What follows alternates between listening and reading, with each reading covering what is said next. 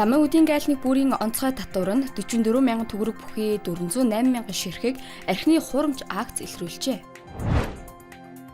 Зочлох үйлчилгээний байгууллагуудад зэрэглэл тогтооно. Фукок руу аялж буй жуулчдын эрх ашигыг хамгаалах зорилгоор шуурхай утас ажиллуулж эхэллээ. Нийслэл 2026 оныг бизнес эрхлэгчдийг дэмжих жил болголоо. Цас орж явган шуурах шуурна. Бүрээд залуу Оросын шигшээ багт хүч сэрнэ. Ice Global-ийн цөөн хормын мэдээ эхэлж байна.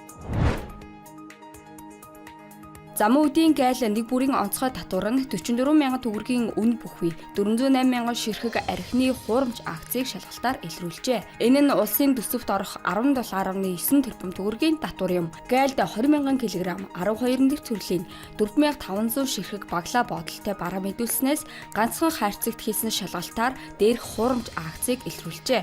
Холбогдох хэрэг зөрчилд 2.3 тэрбум төгрөгийн торгуул ногдуулж 3.3 тэрбум төгрөгийн татварыг нөхөн төлөвлөж улсын төсөвт нийт 5.6 тэрбум төгрөг төвлөрүүлжээ. Зочлох үйлчилгээний байгууллагуудад зэрэглэл тогтооно. Өмнө нь дээд зэрэглэлийн зочид буудал жуулчны баазад англи зэрэглэл тогтоодог байсан. Харин одоо зочлох үйлчилгээний байгууллагуудыг нийтэд нь хамруулах гэж байна. Ингэснээр үйлчилгээний чанар хүртээмж олон жишгт хүрнэ. Гадаадын хөрөнгө оруулалтыг татах боломж бүрдэнэ. 1 сая жуулчин хүлээн авах зорилттой хүрнэ гэж үзэж байна. Фукок руу аялж буй жуулчдын эрх ашигыг хамгаалах шуурхай утас ажиллаж эхэлжээ.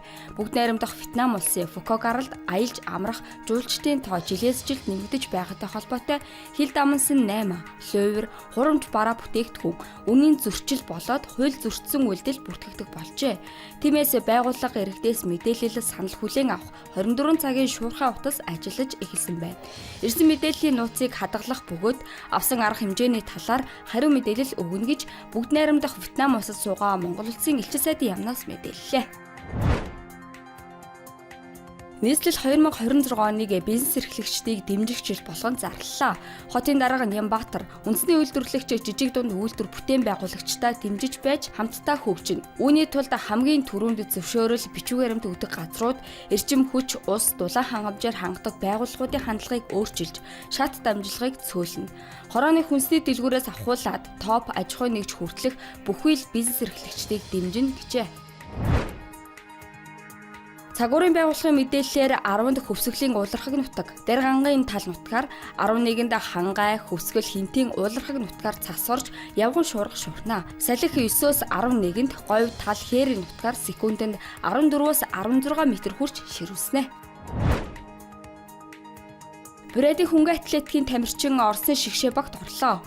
Курмканийн залуу тамирчин Даниэл Канашин 2025 онд гаргасан улсын шигшээ багт орох эрхээ авсан байна.